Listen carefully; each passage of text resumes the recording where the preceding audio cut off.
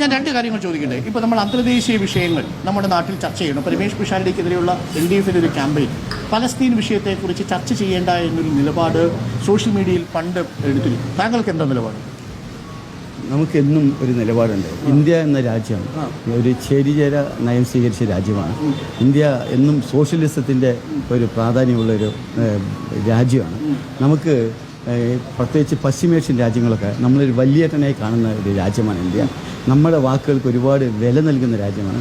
സഹോദരങ്ങളെന്ന് വെച്ചാൽ അവർ കൂടപ്പിറപ്പുള്ളമാതിരി കാണുന്ന. അപ്പോൾ നമ്മൾ എന്നും അങ്ങനെ എപ്പോഴും നമ്മൾ നമ്മുടെ ഒരു നയം എന്ന് പറയുന്നത് സാമ്രാജ്യത്വ ശക്തികൾക്കൊപ്പമല്ല.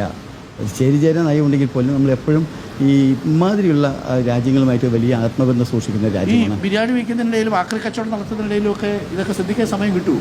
നമ്മളൊരു സാമൂഹ്യ ജീവിയല്ലേ, നമുക്കിതൊക്കെ വേണ്ടേ?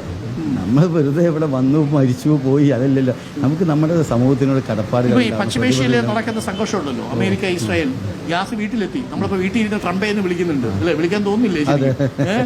ട്രംപിന്റെ വാക്ക് പഴയ ചാക്ക് പോലെ. കാരണം നമ്മളുടെ മേഖലയിൽ എത്രങ്ങാനും കടകൾ അറിഞ്ഞു കിടക്കുന്നത്, ഒരുപാട് സ്ഥാപനങ്ങൾ അറിഞ്ഞു കിടക്കുന്നു, ഒരുപാട് പേരുടെ തൊഴിൽ ബാധിക്കുന്നു. ഒരു പക്ഷേ നമ്മുടെ ഒരു പോളിസി, ഫോറിൻ പോളിസി, നമ്മൾ കഴിഞ്ഞ 10, 15, 20 കൊല്ലം മുമ്പൊക്കെ ഉണ്ടായിരുന്ന ഫോറിൻ പോളിസിയാണ് ഇത്ര ഒരു പ്രയാസം നമുക്ക് വന്നിട്ടുണ്ടാവില്ല. നമ്മളെ വിളിച്ച് ഹോർമൂസ് തുറന്നു നിന്ന് പൊയ്ക്കോളൂ, ഇന്ത്യയിൽ പൊയ്ക്കോളൂ എന്ന് പറയുന്നതിന് നമ്മൾ മറ്റ് കേണപേക്ഷിച്ചിട്ട് പോകേണ്ട ഒരു അവസ്ഥയൊന്നും എത്തേണ്ടതായിരുന്നില്ല. ഒരുപാട് നമ്മുടെ ഫോറിൻ പോളിസികളിൽ മാറ്റങ്ങൾ കൊണ്ടുവരേണ്ടതുണ്ട്. നിങ്ങൾ എത്ര വരെ പഠിച്ചിട്ടുണ്ട്? 8ാം ക്ലാസ് വരെ. ഫോറിൻ പോളിസിയെ കുറിച്ച് ഹോർമോസിനെ കുറിച്ചും ഒക്കെ സംസാരിക്കുന്ന കേൾക്കുമ്പോഴേ അല്ലേ? ഒരു കാര്യം കൂടി ചോദിച്ചോട്ടെ. ഇപ്പോൾ ഈ പ്രക്ഷോഭിൻ്റെ വിഷയം വന്നു, രാഹുൽ മാങ്കൂട്ടത്തിനെതിരെയുള്ള ലൈംഗികാരോപണ വിഷയങ്ങൾ വന്നു. അതെങ്ങനെ ഈ മണ്ഡലത്തിൽ പ്രതിഫലിക്കുമെന്നാണ് കരുതുന്നത്? ജനപ്രതിനിധികൾ പൊതുവെ മനുഷ്യന്മാരെല്ലാവരും പാലിക്കേണ്ട ചില ഇതുണ്ട്, ഒരു മാന്യതയുണ്ട്. അവരവരുടെ ജീവിതത്തിൽ അവരവർ പാലിക്കേണ്ട ചില ചിട്ടവട്ടങ്ങളുണ്ട്. അത് നമ്മൾ മനുഷ്യനായി പറഞ്ഞാൽ തന്നെ പാലിക്കേണ്ടതാണ്. അതിന് നമ്മൾ എന്തെങ്കിലും ആവണമെന്നൊന്നുമില്ല.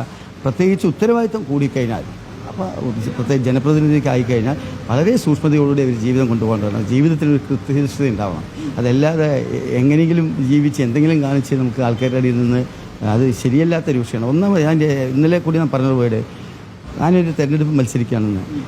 എനിക്ക് വേണ്ടി ഞാൻ അറിയാത്ത ഒരുപാട് പ്രവർത്തകർ എനിക്ക് വേണ്ടി ഇപ്പോൾ പ്രവർത്തിച്ചുകൊണ്ടിരിക്കുന്നതാണ്. ഈ നിമിഷം ഞാൻ എന്തെങ്കിലും ഒരു തെറ്റ് ചെയ്താൽ ആ പ്രവർത്തിച്ചവർക്കൊക്കെ ഞാൻ കൊടുക്കുന്ന വില എന്താ? അതൊക്കെ അവർക്ക് എത്ര മാനസിക വിഷമുണ്ടാവും. അവർ ഇങ്ങനത്തെ ഒരു ആഭാസനയാണല്ലോ, അവന് വേണ്ടിയാണ് പ്രവർത്തിച്ചെന്നൊക്കെ. അതൊക്കെ നമുക്ക് എങ്ങനെ ഉൾക്കൊള്ളാൻ കഴിയും? അതൊന്നും ഒരു എന്ത് തന്നെയാണെങ്കിലും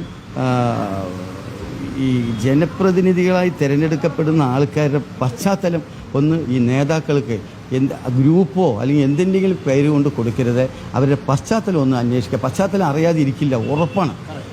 ഇവരുടെയൊക്കെ ജീവിത പശ്ചാത്തലം അറിയുന്നതിന് ഒരു ഇതുമില്ല. കാരണം ഇവർ നേതൃത്വത്തിൽ നിൽക്കുന്നവർ, ഇവരിനെയൊക്കെ കൊണ്ടുവന്ന് നിർത്തുന്ന ആൾക്കാർക്ക് ആ പശ്ചാത്തലമൊക്കെ അറിയാൻ സാധ്യത എന്തെങ്കിലും മുഴുവൻ അറിഞ്ഞ ഒരു ചെറിയൊരു സൂചനയെങ്കിലും കിട്ടും. അതൊക്കെ സൂക്ഷ്മതയോടുകൂടി പാലിക്കണം എന്നുള്ളതാണ് എനിക്ക് പറയാനുള്ളത്. ഏറ്റൊരു കാര്യം, അത് എല്ലാ രാഷ്ട്രീയ പാർട്ടികളും എല്ലാ നേതൃത്വത്തിലുള്ള എല്ലാവരും, അതിനകത്ത് ഇന്ന ആളിൽ നിന്നല്ല, എല്ലാവരും അത് പാലിക്കണം, ഈ നേതൃത്വത്തിലുള്ളവർ. അല്ലെങ്കിൽ അത് ശരിയല്ലാത്ത കാര്യമാണ്, ജനങ്ങളോടുള്ള വഞ്ചനയാണത്. അപ്പോൾ എത്ര ഭൂരിപക്ഷം ഇപ്പോൾ പ്രവചിക്കുന്നില്ല എങ്കിലും വിജയിക്കുമെന്നുള്ള ആത്മവിശ്വാസമുണ്ട്. എൻ്റെ ഒരു സ്വകാര്യ അഹങ്കാരം തന്നെ പറയട്ടെ, ഈ മണ്ഡലം ഉണ്ടായ ശേഷമുള്ള റെക്കോർഡ് ഭൂരിപക്ഷത്തിൽ വിജയിക്കണം എന്നുള്ളതാണ് പ്രവർത്തകർ അങ്ങനെ ഒരു ഫീലുണ്ട്. കേവലം ഒരു വിജയമില്ല പ്രതീക്ഷിക്കുന്നത്, റെക്കോർഡ് ഭൂരിപക്ഷമാണ് എന്നുള്ളതാണ്. ഇതൊക്കെ കേൾക്കുമ്പോൾ അതിശയോക്തിയാണോ എന്നൊക്കെ തോന്നും. നമുക്ക് എന്തായാലും വോട്ടെണ്ണുമ്പോൾ അത് കാണാം. ആത്മവിശ്വാസമാണ്.